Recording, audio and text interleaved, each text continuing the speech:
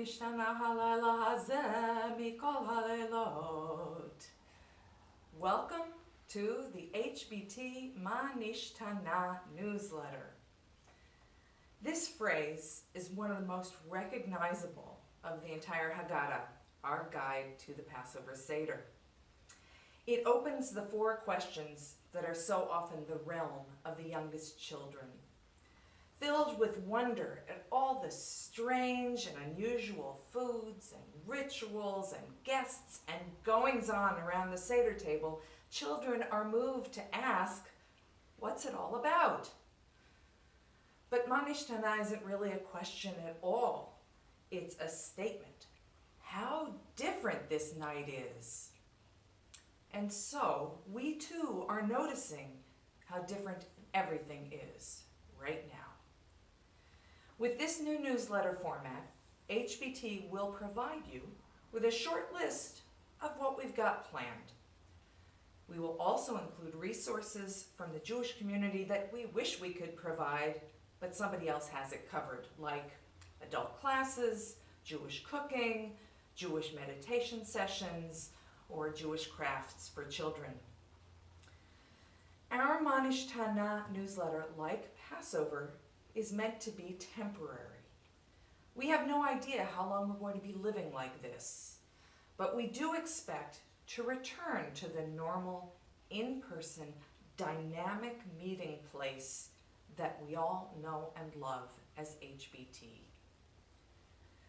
Until that happens, my practice is to face each day, each task, each moment with patience and with presence, and not with perfection.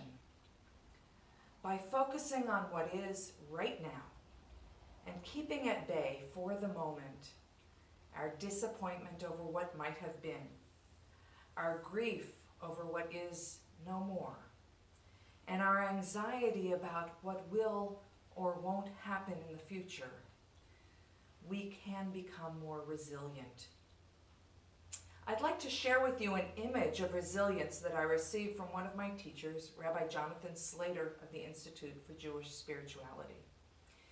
In this week's portion, we end the book of Exodus with the completion of the Mishkan, the portable tabernacle in the wilderness.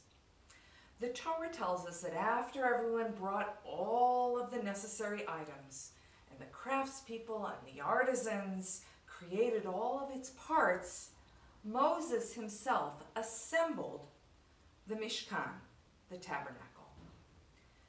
And now the Midrash, that is rabbinic fan fiction, imagines that for the first week, Moses erected the tabernacle every morning and dismantled it every night to teach the people so that they could do it themselves in the future. Rabbi Slater interprets this midrash to mean that we must also learn from Moses' example. We each construct our inner Mishkan, and then it comes crashing down. And so we have to rebuild it. And sometimes we need to take it down. That is the nature of our lives in the best of times. What we build, what we cherish, lasts for a day, and then sometimes it comes crashing down. The impermanence of everything we know has only been highlighted in the tumultuous events of this past week.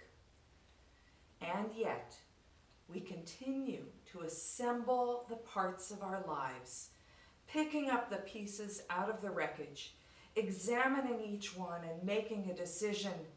Do I use it again, or do I discard it? Is there a piece that I never noticed before? Is there a hole in the structure that needs a piece to make it whole once again? Warning, this is slow work. It demands attention.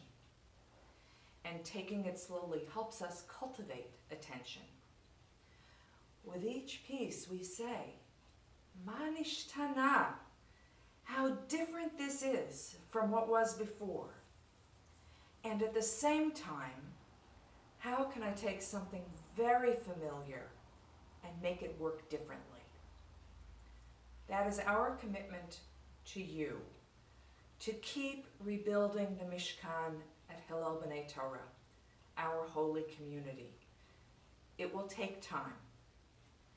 And in this period of an extended Shabbat, whose end is far from knowable, time is the one commodity that we all share.